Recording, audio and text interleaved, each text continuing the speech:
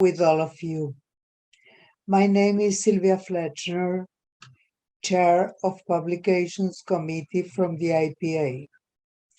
It's a pleasure and an honor to present this book event, Psychoanalysis of the Psychoanalytic Frame Revisited, a new look at José Bleger's classic work, edited by Carlos Mogilanski and Howard Levine, under the direction of Gabriela Legoretta, past chair of Publications Committee of the IPA. Thinking about the history of the movement that the work of José Bleger has produced, we find that in 1957, he wrote about the psychoanalytic session using Pichon-Riviere's hypothesis, posing the session as a dialectical spiral woven between the patient's association and the analyst's interpretation. Later, David Lieberman and his collaborators referred to the psychoanalytic contract. In 1962, William Madeleine Beranger described the analytic situation as a dynamic field. This group of analysts and others were the seeds of the Rio de la Plata psychoanalytic development. The chapter on the notion of setting by Bleger is included in his book Symbiosis and Ambiguity, published in 1967. Understanding the ambiguous character of the agglutinated nucleus, which according to Bleger's thought is the mode of operation of the symbiosis, he was thus able to distinguish the frame in a cleverly manner. Our speakers will express his thoughts about Bleger ideas. During the pandemic, all of us, psychoanalysts, analysants, supervisors, and candidates leaned increasingly on technology and virtual communications, which has significantly changed from our classic labor. The changes due to the pandemic led us to review our whole work. Also, the setting was included, reviewing his state and status, searching for its limits and surprising scopes. Another book, written by Isaac Tillim and Adrian Harris, called Reconsidering the Movable Frame in Psychoanalysis, starts considering Bleger's server and also focusing on his concept about the setting. John Churcher and Leopoldo Bleger wrote the introductory chapter about José Bleger and his thoughts about the frame. But they also highlighted the context of Argentine psychoanalysis in the 50s and 60s. Bleger's work provides an excellent example of the thread through which Argentine psychoanalysis has been shaped. The founders of the Argentine psychoanalysis group were not only interested in classical psychoanalytic practice, but also in its application to problems such as psychosis, psychosomatic illnesses, difficulties in child psychoanalysis, and working with groups and with institutions. This time of uncertainty that we are living with pandemic, war, and their multiple consequences are not new situations. Let's remember Freud and his pain over the death of his daughter Sophie due to the Spanish flu, while his sons were on the front lines. Perhaps in difficult times, we need to consider a movable frame. This could be a new area of investigation. But we know that nothing replaces the presence and the setting with the analyst and the patient. The book about Bleger, Symbiosis and Ambiguity, became a classic in Latin America, and we think that Bleger ideas are very respectable by other IPA analysts of other parts of the world. The analysts invited today are ready to express their thoughts, raising new questions and formulations, this renewing the ways of thinking about it.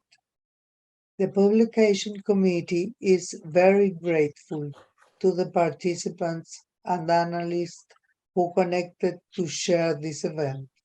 We encourage you to participate by chat, or we would like to hear you after the presentations.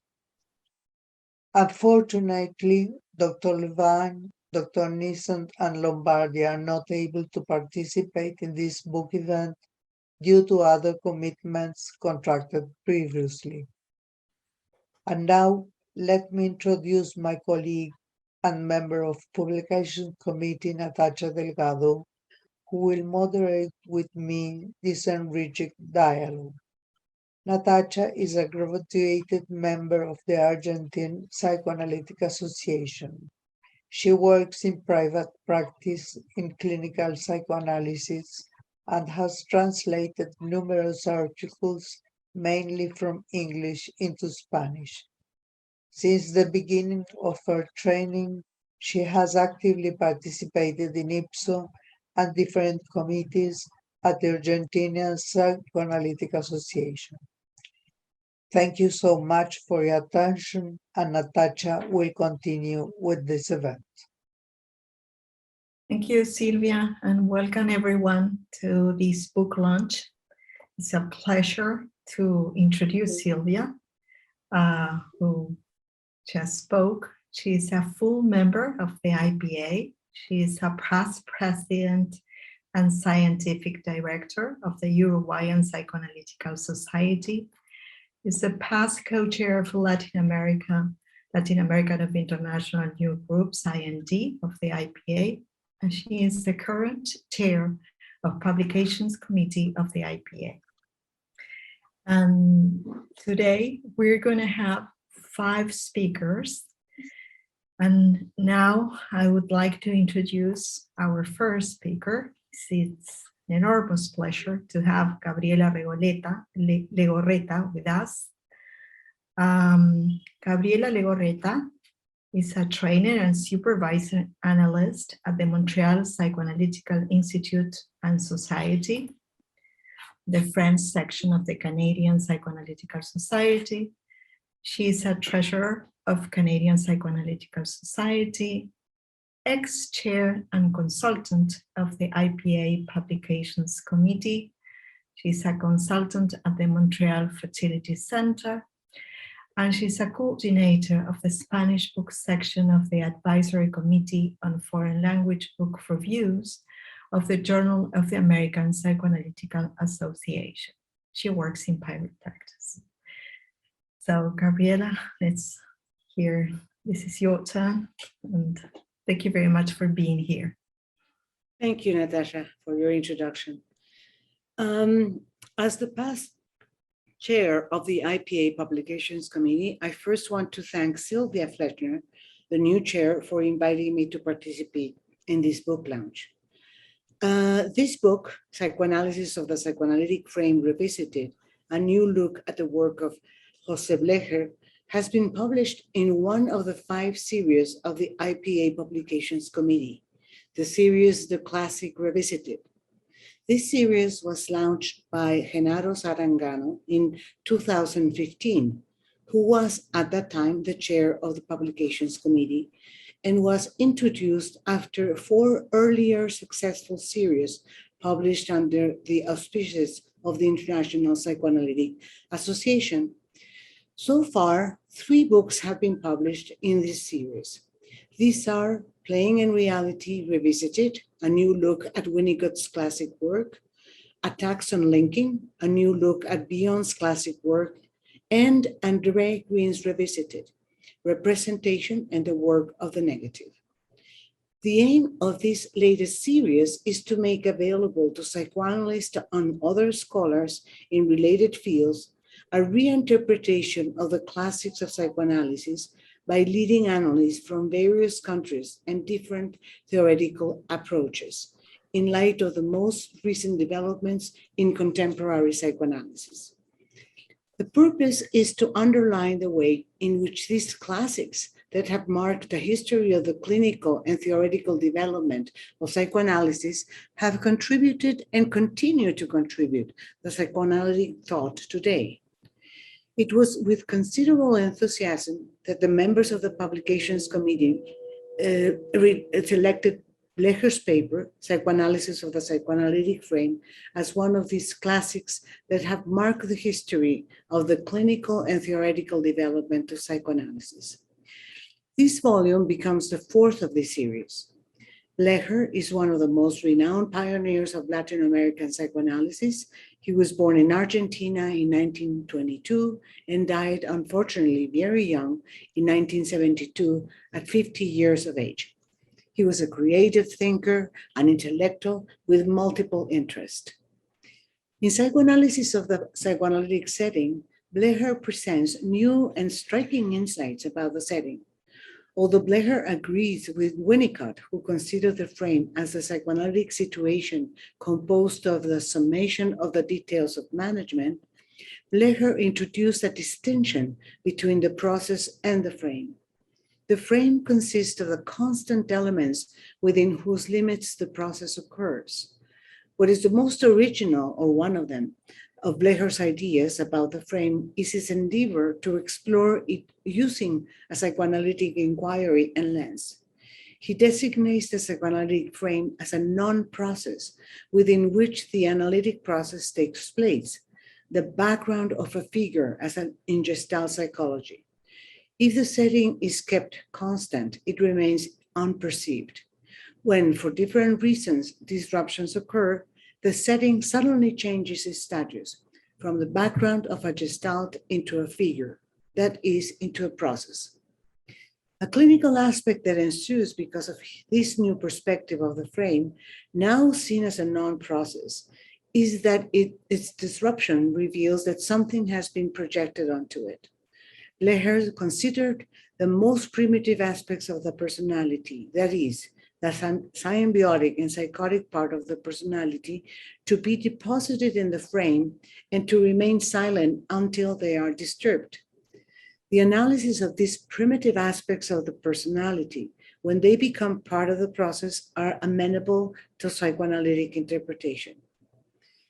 In this book, the contributors from different regions of the IPA highlight and discuss the way in which Bleger's work on the notion of the frame has influenced their psychoanalytic thinking. I strongly believe that the diverse points of view have brought about a fruitful debate that could result in a broadening of the definition and scope of the notion of the frame. It is important to underline that these different conceptualizations have important clinical implications.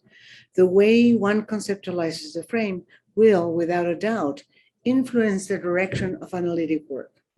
Most of the chapters in this book include clinical material which enriches and clarifies the ideas discussed. I'm thankful to the editors of this book, Carlos Mogilanski and Howard Levine, for having gathered excellent content, which resulted in this volume composed of 9 chapters. There are 2 chapters from Latin American authors. The first is from Miguel Levy from Buenos Aires, whose chapter is on Bleger's view of the psychoanalytic frame, a critical approach. Here, the author highlights, among many topics, the serious difficulty of benefiting from the advantages of the clinical situation when the frame is used online. The second chapter is by José Fishbein and Susana Winger-Fishbein, also from Buenos Aires. This chapter is titled On the Psychoanalytic Frame and Ambiguity as Access for the Study of Bleger's Work. Here, the authors aim to consider Bleger's developments on the psychoanalytic frame and the concept of ambiguity, which they apply to the understanding of current clinical. There are 3 chapters from American authors. Alberto Pijansky chapter focuses on revisiting José Bleger's idea in times of pandemic. The author considers the way in which Bleger's ideas can help us in thinking about the decisions psychoanalysts have made in regards to the frame during the restrictions imposed by the pandemic. Judy Eckhoff chapter explores psychic equivalence as an aspect of symbiosis. She expands upon Bleger's ideas of symbiosis and elaborates on the way they can be helpful in working with unrepresented states. The third American author is Howard Levin from Boston, who is a co-editor of this book, whose chapter is entitled On Things That Are Not Visible. José Bleger, a clinician for our times. Here, the author underlines the significant value of Bleger's contribution to contemporary psychoanalysis, where, by clarifying the metapsychological status and meanings of the frame, he has deepened not only our understanding of the frame, but of analysis itself.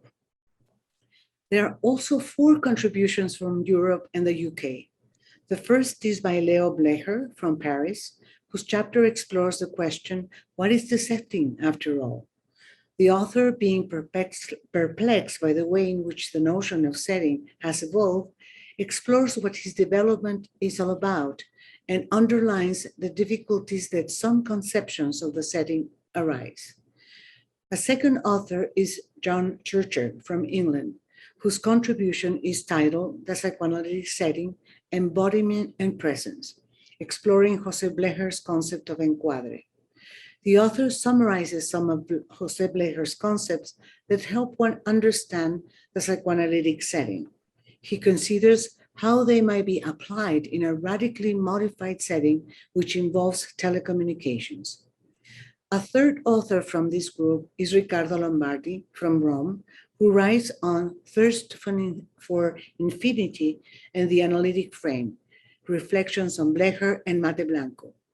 Here, the author discusses the relationship between Bleger's research on the psychoanalytic frame and the deep mental functions described by Mate Blanco.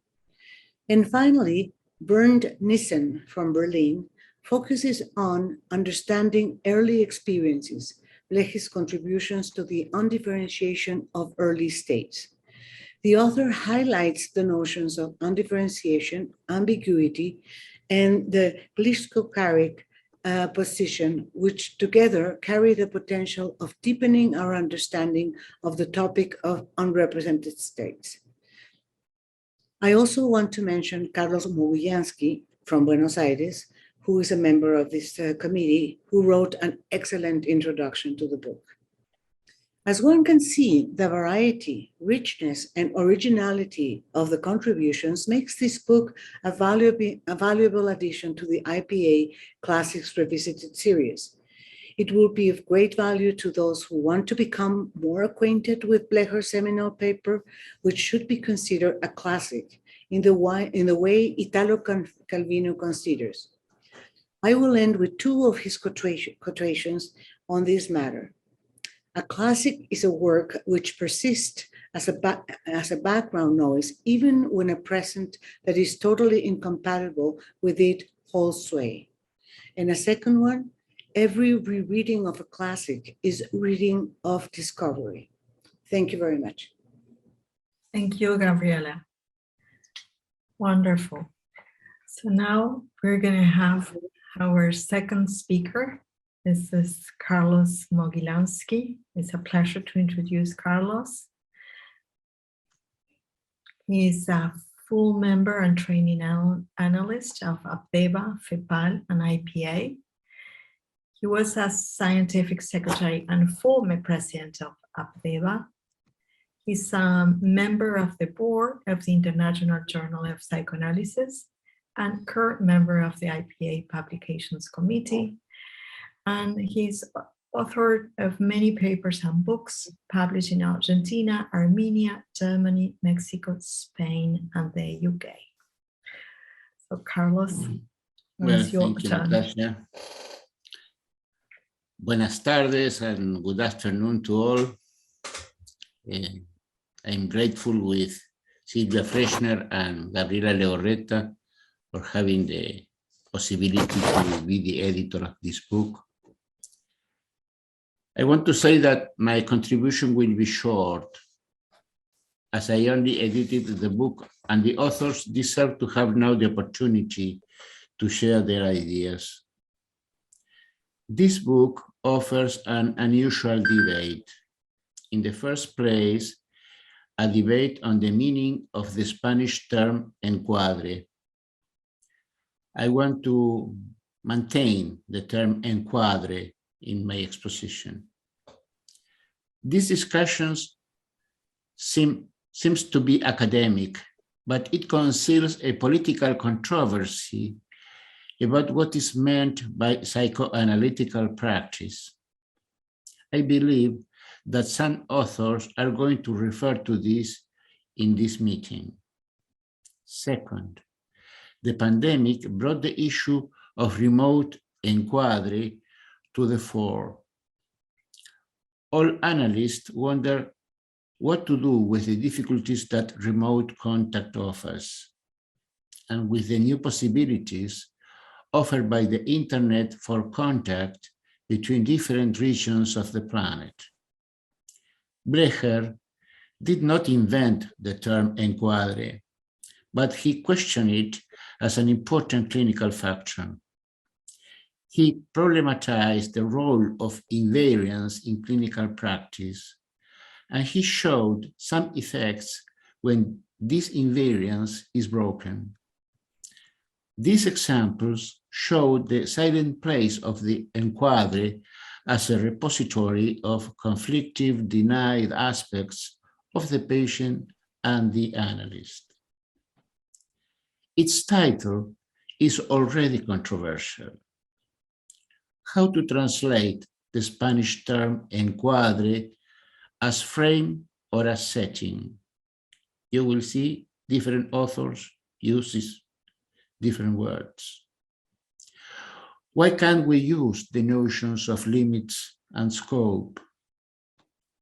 These little nuanced differences in translation lead to different ways of thinking about psychoanalysis and different ways of practicing it. The reader of this book will find this debate open in the light of clinical exemplifications that illustrate the way of thinking of each author. And you will even see the controversies that these different versions generate in the discussion. Behind the debate on translation, there are other elements at stake. Is the environment or the establishment a fixed institution? Should the encuadre take over the contact function of communication? Should the encuadre be the repository of the denied aspects of the personality? Is the encuadre the context of the discourse in the psychoanalytic dialogue? I think that the development of this debate merits more the use of the term and than the use of the term or. We need to add and see the different versions in perspective instead of creating an opposition or a fight between them, because each position establishes a point of view, but also adds details, synonyms, and nuances that deepen the problem as a whole.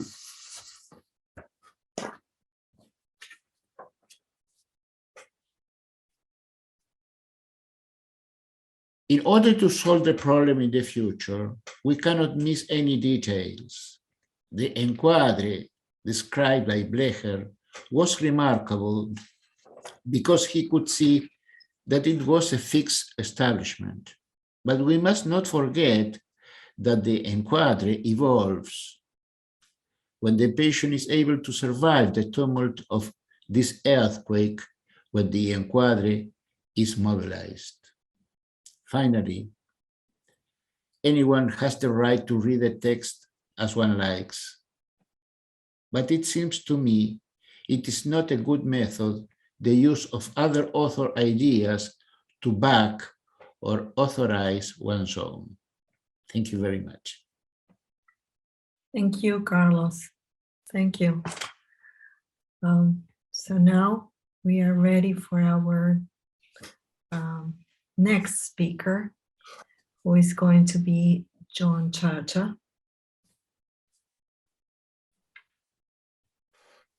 Let me introduce you to John Chacha. He is a member of the British Psychoanalytical Society, lives in Manchester, England. He retired from clinical practice in 2013, a former book review editor of the International Journal of Psychoanalysis. He was a founding member and then chair of the IPA's Confidentiality Committee.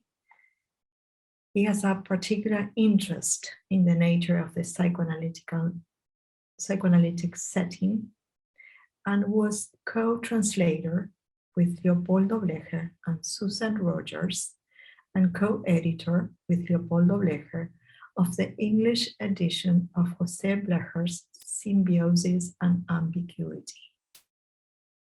So now it's your turn, John. Thank you, Natasha, for that introduction. I'll just wait until the text appears.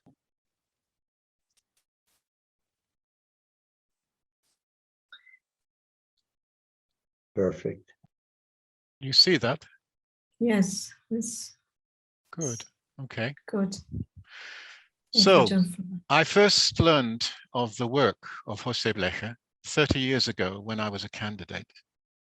I was asked to translate for the International Journal of Psychoanalysis a letter to the editor by the Spanish analyst Rafael Cruz Roche, who was commenting on Thomas Ogden's article on the autistic contiguous position, which had appeared in 1989. Cruz Roche wrote that Ogden's observations held no surprises for psychoanalysts whose language and culture are Spanish, since in an article in 1962 and again in 1967 in his book Simbiosis y Ambigüedad, Estudio Psychoanalítico, José Bleger had proposed the concept of the glyskrocharic position, to which Ogden's concept was practically identical. In the same year as Simbiosis y Ambigüedad was published in Spanish, an English translation of the 6th chapter of the book, which is about the psychoanalytic setting, appeared as an article in the International Journal. The translation included some errors, which made it hard for an English reader to fully comprehend.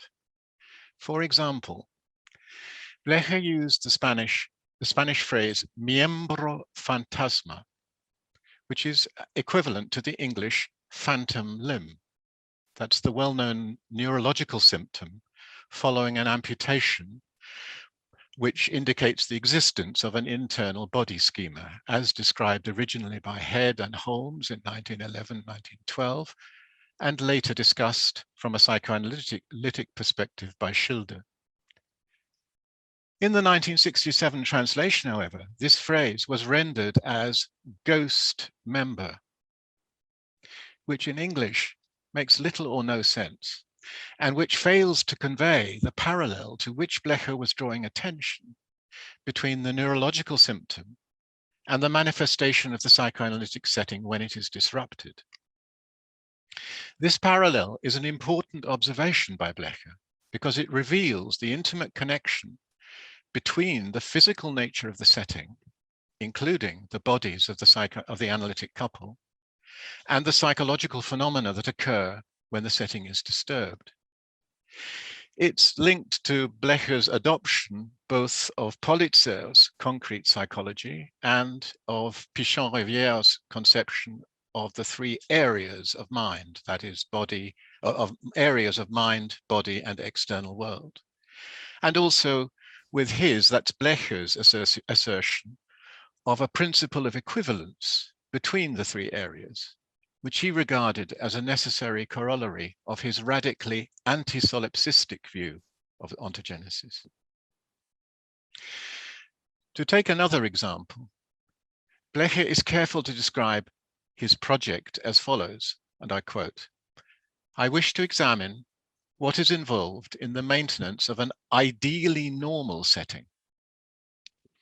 To clarify this, he writes, "The problem as I present it is similar to what physicists call a thought experiment. The Spanish phrase is experiencia ideal. A problem that does not occur totally or precisely in the form in which it is defined or presented, but which is of great usefulness, theoretical and practical." Now, the Spanish phrase experiencia ideal is a translation of the German word Gedankenexperiment, which was originally used by 19th century physicists and which became well known when Einstein used it to explain his theory of relativity. And the standard English translation is thought experiment, although in English, the German phrase is also often used as a loan word. In the 1967 translation of Blecher's article, however, this is translated as ideal experiment, which is simply a word-for-word substitution, and which not only fails to convey the meaning, but could even be understood in almost the opposite sense of an optimum experiment, that is to say, one which could in principle be realized. More serious than these errors of translation is the fact that because the article appeared in isolation from the rest of the work of which it was the culmination and final substantive chapter, and without any reference to this context, it was impossible for most English readers to appreciate its clinical and conceptual roots in the multi-stranded arguments of the preceding chapters, which deal with, amongst other things, primitive undifferentiation, symbiosis, ambiguity, autism, the deposited and the depositary, the glycrocharic position as a precursor of the paranoid schizoid position, the agglutinated nucleus as equivalent to what Bion had already called the psychotic part of the personality, the factic and syncretic egos, and the syncretic nature of participation. I'm just giving a list of the concepts which form part of the tissue of the earlier chapters of the book, which are part of the context for this chapter on the setting. It was not until 2013 that an English edition of the whole book was published, edited by Leopoldo Bleger and me, in a translation that we made jointly with Susan Rogers of the APA, of the Argentine Association. During the intervening 45 years, the Spanish text was reprinted 7 times in Spanish, and José Blecher's work generally continued to be widely read in Spanish. So what about the 9 years that have passed since we published the English edition of Symbiosis and Ambiguity? Is José Blecher's seminal work on the setting now better known in the English-speaking world? Well, yes and no. Certainly, the unexpected consequences of the pandemic have, very recently, forced a sudden and radical change of setting upon many analysts and many patients. And this has led to a change globally in many analysts' awareness of the significance of tacit elements of the setting. There has also been a noticeable concomitant increase in the frequency with which José Blecher has been cited in the Anglophone world. I have the impression, however, that many colleagues who cite Blecher's text have not actually read it or have not read it carefully, and unfortunately it seems that the 1967 translation in the International Journal is still the version that is more usually cited. There have been some important exceptions to this general overlooking of Blecher's work, with excellent papers in English by authors such as André Green, Ede Feinberg, and Ricardo Bernardi and Beatriz de León de Bernardi, and others. Horacio Echegoyen quoted and discussed Blecher extensively in his book on psychoanalytic technique. Rogelio Sosnik and David Scharf have each reviewed symbiosis and ambiguity at length, and a collection of papers that's already been mentioned by Isaac Tillim and Adrienne Harris was published in 2018. And more recently, a series of webinars in English and French organized by Marilia Eisenstein and Elena Milona of the SPP, the Paris Society, on the theme, the frame on both sides of the channel. That included a number of papers referring to Blecher's work on the setting. And there was a major article published this year in the International Journal by Danielle Bazzi, who has explored Blecher's debt to Kurt Lewin and George Politzer. An important development in psychoanalytic publishing in the English-speaking world in the last 20 years has, of course, been the rise of PepWeb as an online resource. In addition to Freud's complete works in both the German original and the English standard edition, most of the major psychoanalytic journals, including now both the Spanish and the Argentinian Revista de Psychoanalysis, PepWeb includes the texts of nearly 100 classic books in English. But currently, only 2 of these are translations from Spanish, Heinrich Racker and Ignacio Mateblanco. Clearly, it would be a considerable improvement if the whole of Blecher's Symbiosis and Ambiguity were to be available on PepWeb. We have requested this, and I understand from David Tuckett, who is the CEO of PepWeb, that it will be included in 2023. Meanwhile, the book edited by Carlos Mogilanski and Howard Levine, the publication of which is the occasion for this webinar, represents another step in the long, slow process of bringing José Blecher's thinking to English readers, which sometimes seems to me like a very slow dance whose basic movements are 2 steps forward, 1 step back. I recently had an opportunity to read all the other contributions in the book, which are diverse in character and range widely and deeply in their explorations.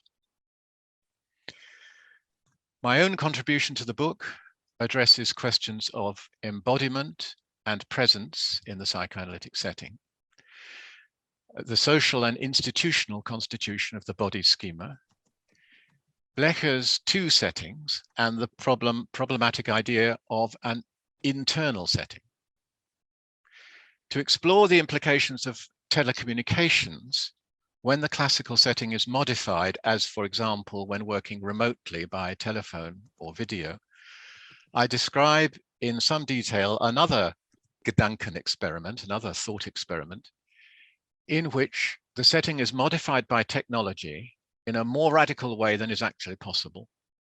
I imagine the analytic couple meeting only via their avatars, but not in a virtual world such as Second Life, but in a world in which the avatars exist as robots interacting physically in real space. The point of the thought experiment, and it is a thought experiment, not an actual experiment, is to underline the fact, which I believe is central to understanding remote analysis, that Blecher's concept of the setting implies that the telecommunication system itself will inevitably become a depository for the psychotic part of the personality. The body itself is part of the setting, and like cyborgs, we cannot avoid interiorizing the technology and establishing a symbiotic relation with its invariant properties. And I think this connects very much with part of what Alberto Pijansky's chapter in the book is about. I have no doubt that this book will stimulate new interest among English-speaking colleagues, and I hope that some of those who read it will be motivated to find out more about the conceptual and clinical background to José Bleger's thinking about the psychoanalytic setting. In the long run, provided of course that psychoanalysis and humanity can both survive for long enough, I have some hope that his pioneering work will become as well known to English readers as it has already been for decades in the Spanish-speaking world. Thank you. Thank you, John. Thank you very much. I will stop the sharing of that now. So, yeah. The sharing of your thoughts, please. So now we have Leopoldo Bleger. Let me introduce you to Leopoldo Bleger. He left Argentina in 1976, where he trained as medical doctor and psychiatrist. Since then, he lives and works in Paris.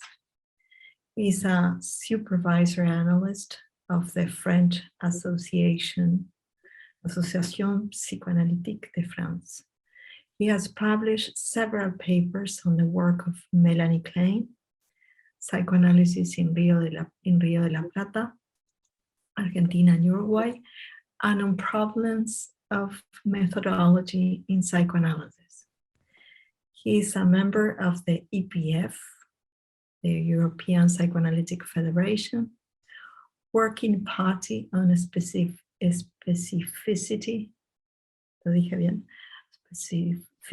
of the psychoanalytical treatment today. And he was General Secretary of the European Federation, 2012-2016, and President of his society, 2017 and 2019. Leopoldo, your turn now. Thank you.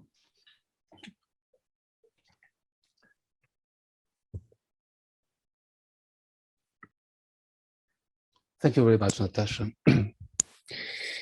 Well, I'm reading my paper, although I have the impression that there are already many points I should like very much to discuss, but well, let's go ahead. It is a pleasure to participate in the panel on José Bleger's paper on the setting and in the book that Carlos Mogilanski and Howard Levin have edited. John Churcher indicates very well in his paper the vicissitudes of the translation of the text and the problems this entailed. Under the appearance of purely formal questions or simply anecdotes, many important things are at stake, including the political orientation of our small psychoanalytic world. In Latin America, we know this very well, although Spanish is the second most spoken language in the world, far behind Chinese, of course. IPA psychoanalysis still speaks mainly, if not only, in English. It should be remembered that during the first decades of the psychoanalytic movement, the reigning language was German. What is politics, after all, in psychoanalysis? John himself is an exception in this English-speaking world, where Spanish and even any other language than English does not exist. He speaks Spanish, and by the way, he speaks French with a Spanish accent, the Spanish of the Civil War in Spain. It was John who contacted me to suggest that we translate Symbiosis and Ambiguity into English after an aborted attempt many years before. It was a long work, several years. We produced what is called a critical edition, that is to say one which, with a detailed introduction and footnotes regarding translation problems, and we even corrected some typos in the original edition. Those who can appreciate the quality of the English will notice the enormous work done by John to make the text sound English without being unfaithful to the content. Of course, the work of translation, particularly the chapter on the setting, took us some time, and our first problem was how to translate the word encuadre in English, setting or frame. We comment on this in our editorial introduction to Symbiosis and Ambiguity, and John discusses it in his contribution to this collection of papers. A consequence of undertaking that work was that it led us to read a good part of José Bleger's oeuvre, and that some of other Rio-Platense analysts, Argentinian and Uruguayan, whom he cites or who later worked on the subject. As a result, the two of us, together and separately, have had an opportunity to write several papers arising out of this work of translation. Translating is sometimes a laborious exercise, but I think it allows to really enter the text in a unique way. It makes me think of the book on German Romanticism by Philippe Lacoue-Labarthe and Jean-Luc Nancy, L'Absolu littéraire, which shows very well the essential place that translation occupied in this literary movement, and I think also of the remarkable book by Antoine Berman, L'épreuve de l'étranger. So to enter the text, because what is reading in psychoanalysis? This is a question that has preoccupied me for some time now. First of all, it concerns me as a reader of psychoanalytic papers. Roughly speaking, I think I read in two different ways, either in a quick way to try to get an idea of what the text is about or not. Another thing is to study a text. For that, I need to take notes as I read, trying to catch how the text is constructed. Being on the editorial board of a journal for more than 15 years taught me a few things, not least because every paper was discussed in detail, even though it took a long time for each one. I recently read a text by Ogden about a seminar that he organizes, in which each text is read aloud during the seminar itself. It's a very interesting experience. Two examples come to my mind: Álvarez de Toledo paper on what we do with words, and of course, Barranger's paper on the field. In both cases, it took me some time to realize what makes them so difficult to access, and how misleading it can be to read them in haste. Since I too have to go quickly, I will say it briefly and with not very smoothly. I am thinking the way Italian colleagues like Antonino Ferro and Giuseppe Civitarese use the Barranger's notion of the field to construct an intersubjectivist version of the analytic situation. To my taste, it doesn't quite fit. But that's how it is. By the way, I appreciate a lot Ferro and Civitarese in clinical work. In the first instance, it is not a question of agreeing or disagreeing with the content of a text. It's about understanding what the author is trying to say or to pass off. The best example is, I think, when one feels shocked, annoyed by what a text says. I think of many of Freud's propositions. For a start, consider the place in his theoretical edifice of the question of remembering and the place of the traumatic event. Perhaps there is no other way to get some kind of working through of one's reading. Only afterwards is it really possible to realize agreements, disagreements, misunderstandings, and many other things. I'm thinking now about some papers by Laplanche I have been working on recently. Perhaps the situation is even more interesting for a colleague in formation or training, as you say in English. Recently, a colleague told me that when he read Freud in courses at the university, he had no difficulties in understanding. But when he came back to Freud papers in the seminars during his formation, he used to get confused and not understand them. It really is a process of working through. Of course, the reader has every right to appropriate the text that he or she reads, to make his or her own, to wrestle with the text, or to seek inspiration for his or her own ideas. I'm not going to become a gardien du temple, as they say in French. But I must say that certain readings end up irritating me when they make the author say something that goes in a very different direction. But of course, one could say to me that everyone is free, well, so on. Yes, but a voluntary or involuntary bad faith seems to me something different. It is twisting the text to make it say what one thinks. The most usual situation, mainly with Freud papers, is to consider one's own reading of the paper as the right one, the correct one, and then showing Freud's mistakes or misunderstandings. But well, after all, I suppose all of us, including psychoanalysts, need to fabricate for ourselves an enemy to fight against. It is not a question of developing a reading model. Everyone has their own, and I suppose it is part of the way of being a psychoanalyst. Some brief remarks on the paper on the setting. José Bleger's paper on the setting is, beginning with its title, let's say, an inspired paper.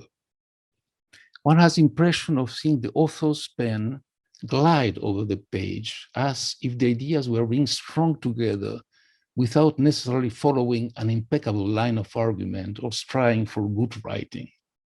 It is a question of making something happen or making the reader feel that there is something that has gone unnoticed.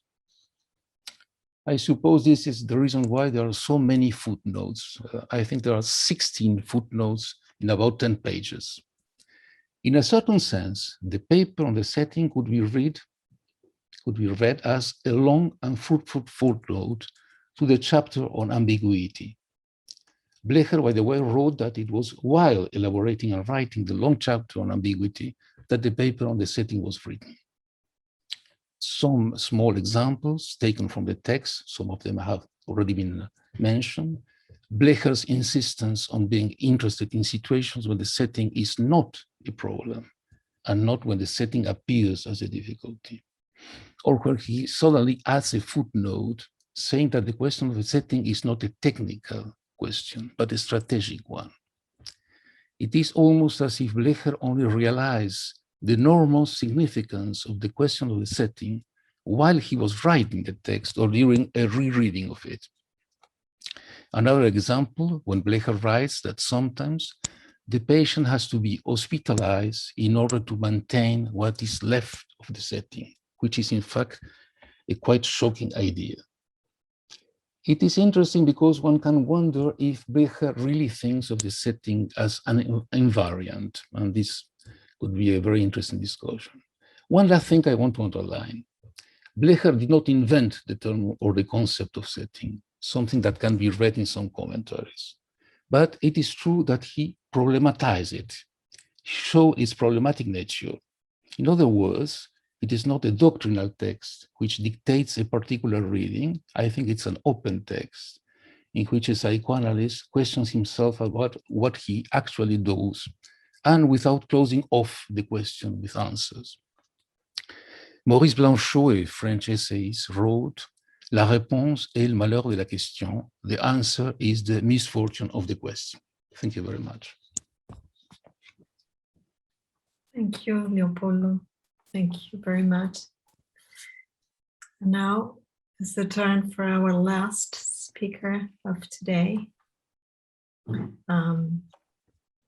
Last planned speaker for today. Then people will be able to participate. Alberto Pijansky. Let me introduce you to him.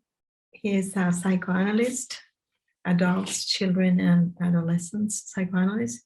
He is a training and teaching analyst, Washington Baltimore Center for Psychoanalysis, and his memberships are the IPA, the BPS, the British Psychoanalytic Society, and the Washington Baltimore Center for Psychoanalysis. Your turn, Albert. Okay. Good afternoon. The difficulty of being the last one is that I would say 3/4 of what I was about to say has already been said. So I would like to see whether I can focus on what was for me this paper along my career, and I think of it now. This paper was published at the same time as I graduated as a medical doctor, and I And it was one of the very few that satisfied my need to have a sense of how you do psychoanalysis and why. In other words, Bleger's interest in making, in having a sort of conceptual approach to psychoanalysis and something that looked like very kind of practical, like the setting or the encuadre. In that respect, he became, he was part of, we call it classic, but since I was educated in a Jewish school, it was like reading the Bible. Whenever I had a problem, he was present. A problem as an analyst. And I completely agree with Leopoldo that this paper has been probably, and John, not only misinterpreted, misused, but also not read much. And that doesn't include only the English-speaking world, but also, I believe, the South American world. So much so that when my wife and I published what I believe is probably the only book about the pioneers of psychoanalysis in South America, that was a request from the British Society, where some members were interested in those writers. Horacio Echegosian, when the book was published a few years ago, said to me, "You had to publish this book in Spanish." I said, "But that's crazy and stupid, because most of the articles, except the ones from the Brazilians, were written in Spanish. They're already published." And he said, "Well, you know, nobody reads them. And if you put it in one book and you introduce each paper properly, as it is the edition in English, then perhaps some seminar leaders will decide to recommend it, because there is this new book." Okay, so, and the book was published in Spanish. I have the impression that the most important way in which this paper can be misread is to keep it out of context, in the sense that at the time in which Bleger was working, there was basically a shared understanding of how you do psychoanalysis. Frequency, pre-association, interpretation, what here in the United States they call Psychoanalysis 101. Okay, so at the time,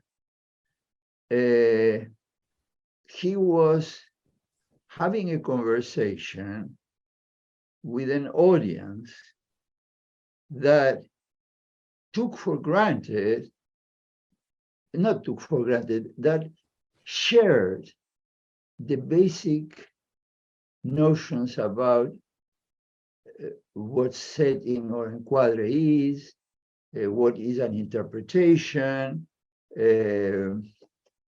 It was a time in which the concept of acting out, that is very linked with the concept of setting, was the dish of the day. Many people were talking about it.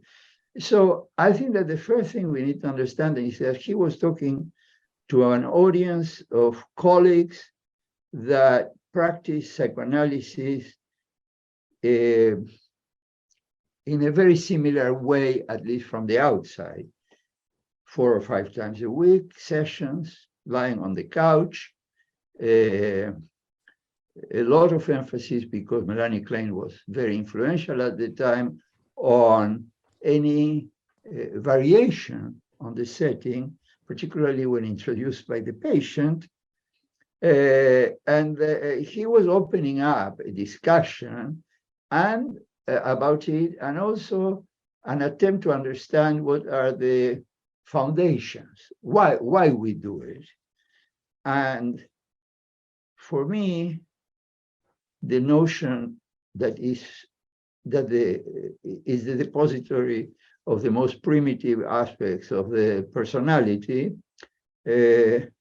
was central to my work, and it helped me a lot over the years in which I worked with very disturbed patients. For example, in London, I worked at the Portman Clinic, where we saw mainly delinquent and perverse patients. And I did work within patients, and I also worked in a therapeutic community. So in all those situations, what you may call the way in which the relationship with the setting was established, both by the therapist and by the patient, it was a central source of what basically informed my interventions.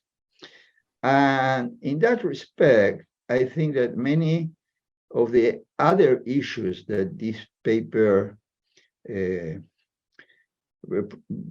encourages us to think, for me, were rather secondary, because they were my way of gathering energy and a little bit of peace of mind while working with patients that most frequently than not were very difficult to understand and relate to.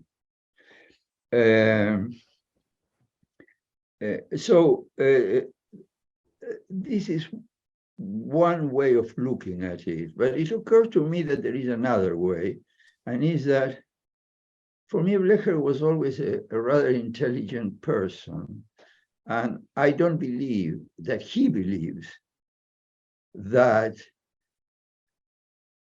the setting was, let's say, not processed in a way. I have the impression that one way of reading this paper is like a prank, as if he's saying to us, the setting is this that doesn't move. The setting is the background. The setting is silent. The setting is this. And I have the impression that 90% of the relatively well-trained analysts would immediately react and said, what? I mean, what does that mean? The setting is changing all the time.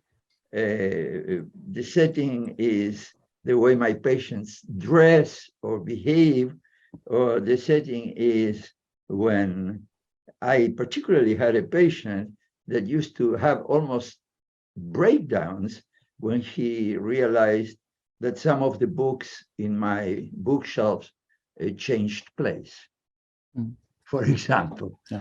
And okay, so I have the impression that this is a classic because it really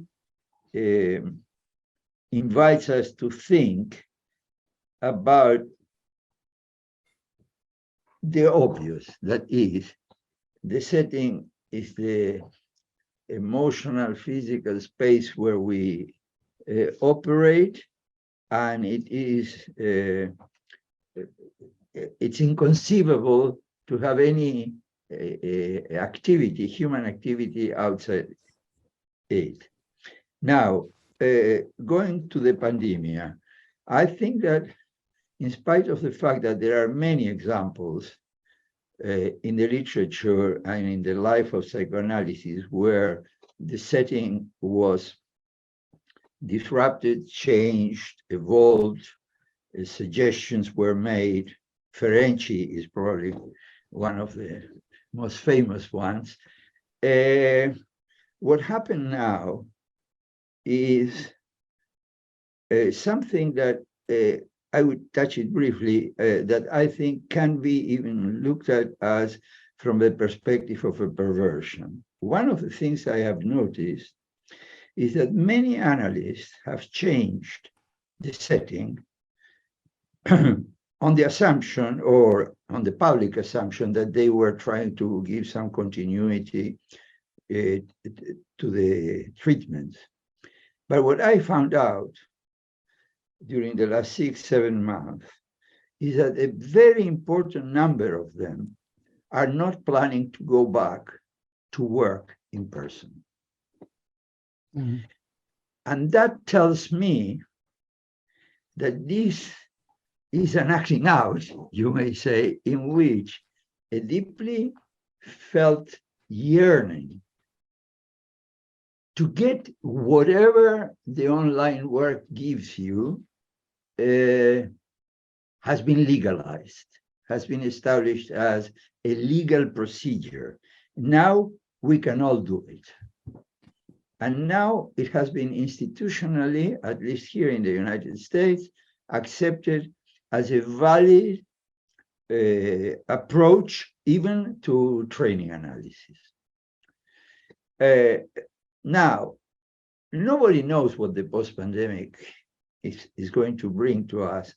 But for me, the idea, talking about embodiment, of a disembodied analysis, of an analysis like this webinar, where we are all little faces, odorless, I don't know, I can mention ridiculous situations, like situations in which I had to ask a woman to stand up and move the camera so I could see that she's actually pregnant. Because in the screen, I wouldn't see it the way she was sitting, etc. And also, I have the impression that, okay, so first of all, there are many so-called analysts that found in this a golden opportunity to create a different kind of therapy, I would say, that has very little to do, at least in my mind, with what are the basic of psychoanalytic communication. I don't personally object to helping people in any way that helps. But I do object to creating confusion, because the brand name psychoanalysis is still sells. And Alberto, yes, I have to. Yes, not to okay, stop. Okay, I'm sorry. Abruptly. Okay, but, so yes, the basic idea I will tell you. I am trying to be, as an analyst, a sensible, if possible, intelligent conservative. Thank you very much. Okay. I'm done. Thank you very much.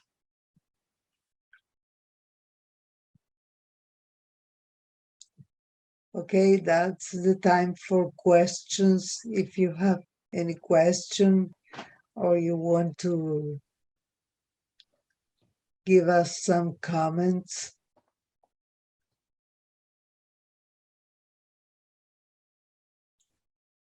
I think, Silvia, if Judy is in the audience, maybe she would like to say anything.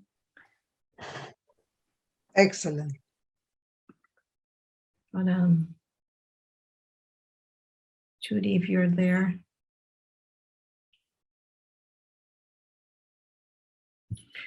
Okay.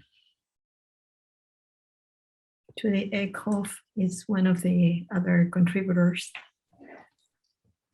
for the book.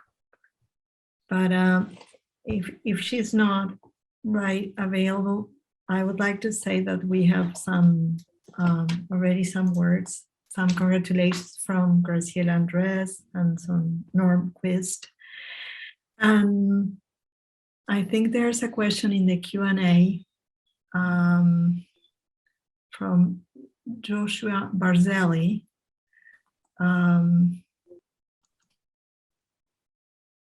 Well, I think there's this question, I don't understand the second word, but it says is a result, what is a result of a change in the frame or setting? I think, Joshua, if you want to rewrite that question, would be happy to read it again. And Graciela Andres from Abdeva says it's an excellent webinar. And then we have Norman Quist also participating. But of course, if as we talked with Sylvia, if you already have something to, Leopoldo threatened to, you already had some points to discuss. He announced already. So if you want to discuss that, go ahead. I can say something about the question. Joshua, yes, please. Yes, this is Joshua. Yes, yes. My question was, is war, conflict, Ukraine, Russia, a result of a change of a frame, psychosocially? Thank you. Okay, thank you.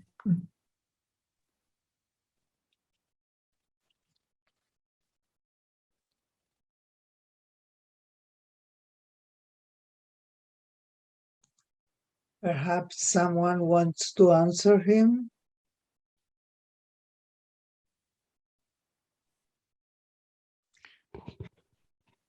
Well, John, yes. am I muted? No. The question, though a very simple and stark one, is very interesting because it forces us to address the question of the relationship between the psychoanalytic setting or frame, encuadre psicoanalítico, and the wider frame within which the psychoanalytic setting or frame itself is located. And there have been a number of papers written by analysts and patients working in extreme conditions where war is audibly and visibly just around the corner, and talking about the clinical experience of working and living, doing psychoanalysis under those circumstances. So clearly, the wider world impinges on and affects and partially determines the psychoanalytic frame, whether we like it or not.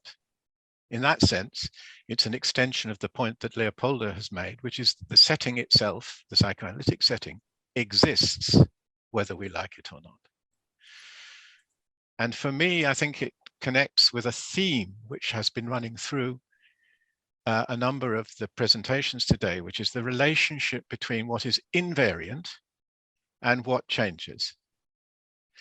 And it's been pointed out that Alberto Pijansky pointed out very clearly just now that what may appear to be constant is not in fact constant. It's changing all the time, and we all know that. And yet there are things that we do not notice really are constant until they change. For example, gravity. Okay? The books. Thank you so much. Yeah. We have another question from Monica Borheimer.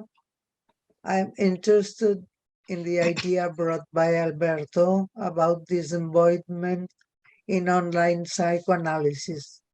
Could the presenters comment on this idea of the body and the relation it might have to the setting, enquadre, as Bleger taught to us as mute? What is the body that minds us in analytic treatment? Thank you, Monica.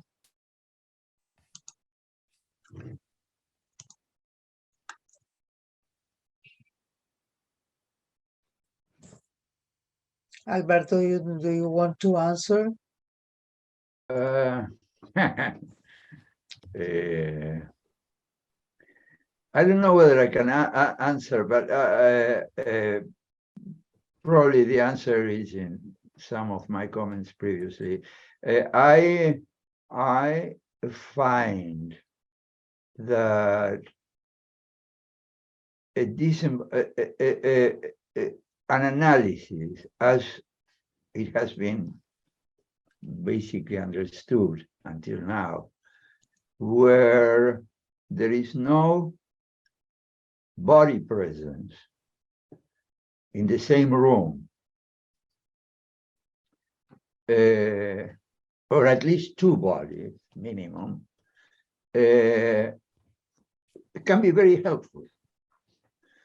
But I don't know whether it qualifies as what I would consider psychoanalysis. So I don't know to what degree we should even allow the conversation of a disembodied psychoanalysis, because basically that. I mean, when I was in supervision, Hannah Siegel said something to me very interesting, talking about this subject, very subject 40 years ago. She said to me, you know, there are many ways of helping human beings. Psychoanalysis is not the only one.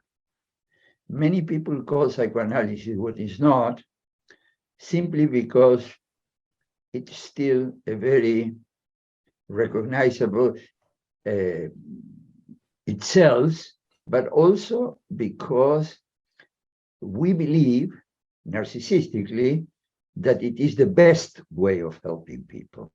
But many times it may not be the best. So I don't know whether a psychoanalysis without the bodies still matches the definition of psychoanalysis. Basically, that's my comment. Thank you so much. Silvia, may I? Yes. Yeah.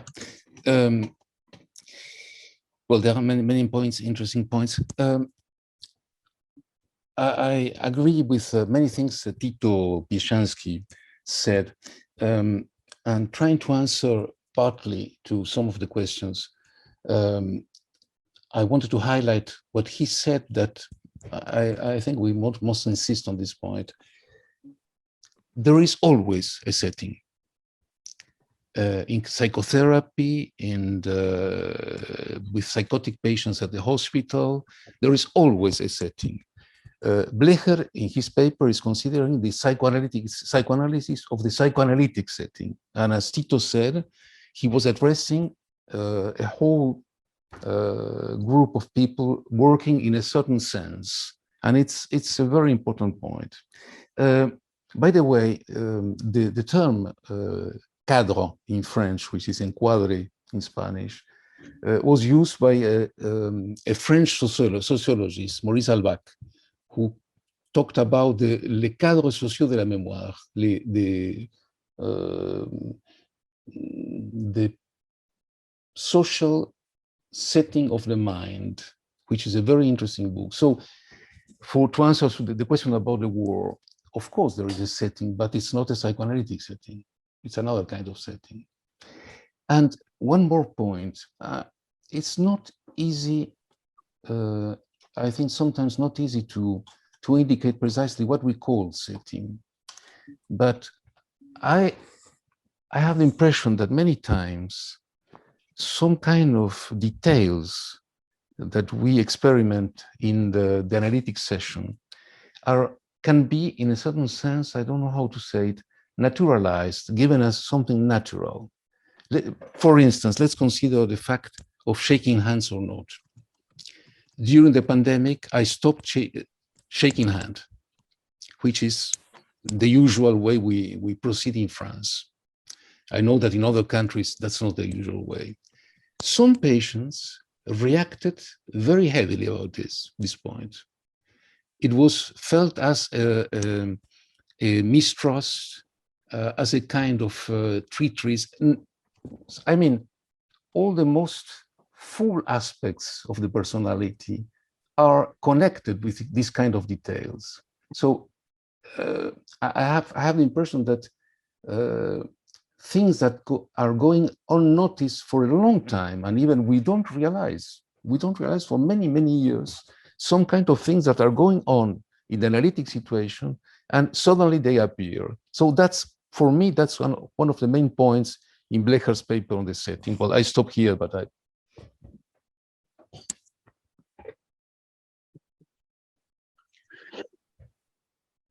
Thank you so much, Leo.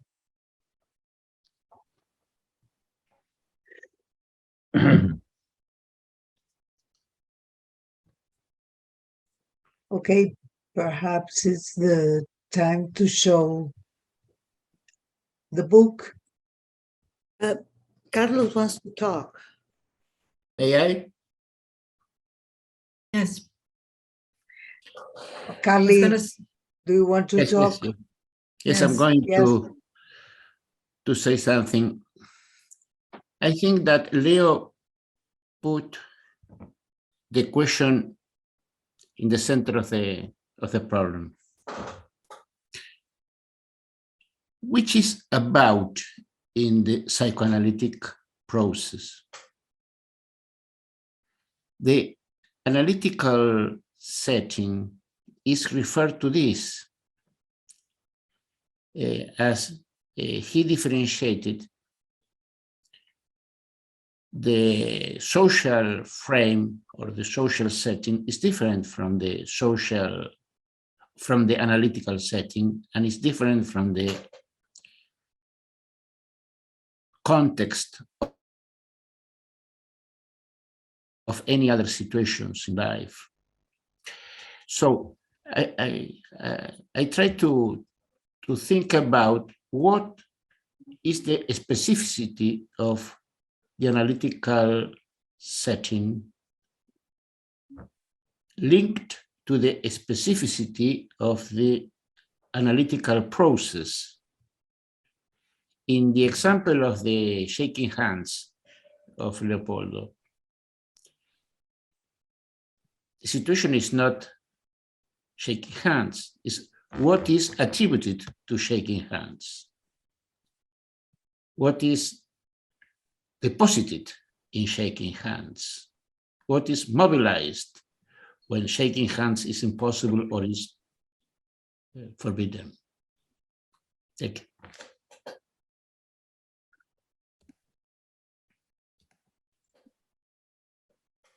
One short sentence. We have two more questions. Okay. Natasha, do you want to Yes. read them? Yes, we have a question by Nydia Pijansky. She says, I personally have a big concern about the future of psychoanalysis in the post-pandemic era. The American allows to start training analysis with someone you never smell and perhaps you will never encounter or see or smell or feel. And then we have a participation that I will read from Victoria Niño, and then you can choose to answer them. Victoria Niño says, what's the relationship between the vision of Bleger about the frame and the idea of green of the internal setting of the analyst? But I remind you that you have 3 minutes left.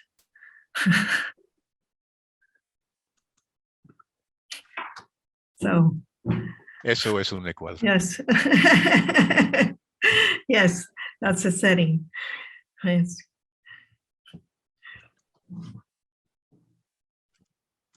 As an advertising of the book, the book is about this difference and Yes. this debate.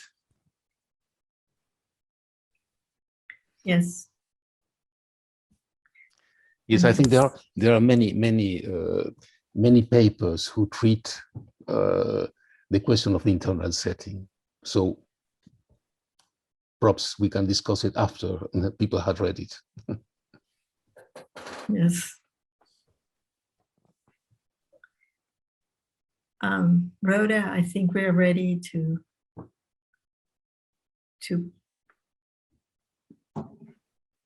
the, well, there was this, okay. This is the book. This is the book. And Here it is. yes, it sounds like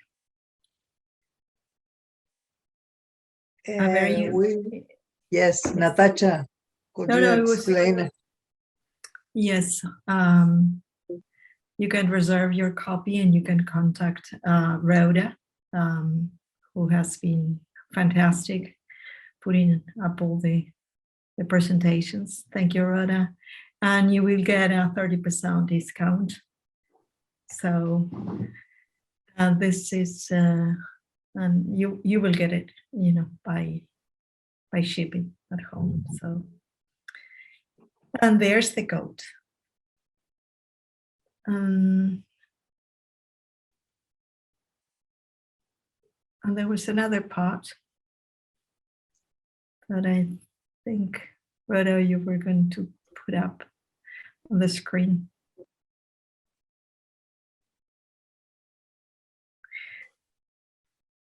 Okay, I think that's the time to say many thanks to all of you and the participants. And I want to thank very much Natasha for her help. Welcome. And all of you, John, Gabriela, Leopoldo, Carly, Alberto, and I want to thank Rhoda also because I think she did a great job. So thank you very much and see you in another event, book event. Thank you. Thank you. Thank you. Bye-bye. Bye-bye.